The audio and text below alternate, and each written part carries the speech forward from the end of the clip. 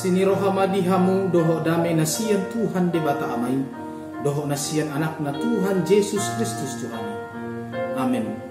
Horas salimanta sangahon 5 menit manangihon Tuhani na nenek sian buku Pesalmen 10 ayat 5. Sai diihut-ihut laka-lakaku do akka bogasmu, dang maurau pangalakakku. Langkahku tetap mengikuti jejakmu, kakiku tidak goyang. Demikian firman Tuhan.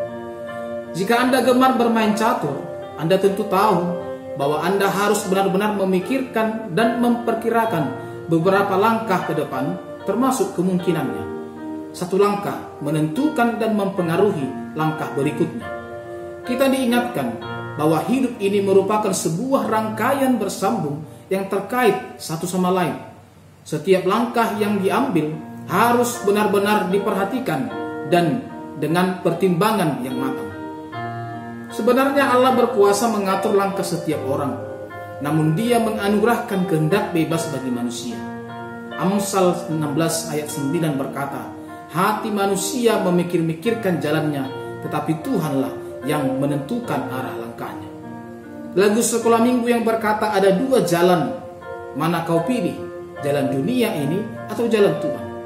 Jalan dunia mungkin banyak menawarkan hal-hal yang enak bagi kedagingan kita. Namun jalan Tuhan justru sebaliknya. Terkadang kita hendak pergi menuruti kehendak atau keinginan kita sendiri, supaya bebas berbuat apa yang kita kehendaki sendiri. Kita menuruti keinginan daging dan keluar dari jalan Tuhan. Melalui pemazmur, dia tahu pasti bahwa jika ia hidup menurut jalan dan petunjuk Tuhan, kakinya tidak akan terpeleset atau terjebak pada langkah yang salah.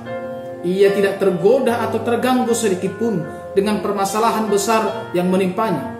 Ia memilih untuk terus menjaga iman apapun resikonya.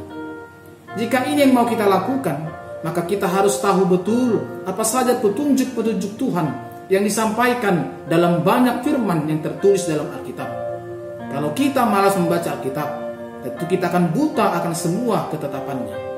Dalam Mazmur 119 ayat 105 berkata, firman-Mu itu pelita bagi kakiku dan terang bagi jalanku.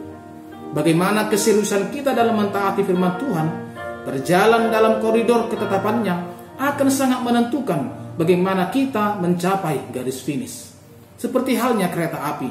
Kalau kereta api tersebut keluar dari rel, maka tidak akan sampai ke tujuan. Maka berjalan di luar kehendak Tuhan berarti berjalan tanpa arah yang jelas. Terkadang ada saat di mana Tuhan mengingatkan kita dalam langkah-langkah kita yang salah dengan caranya sendiri. Kita perlu menyadarinya.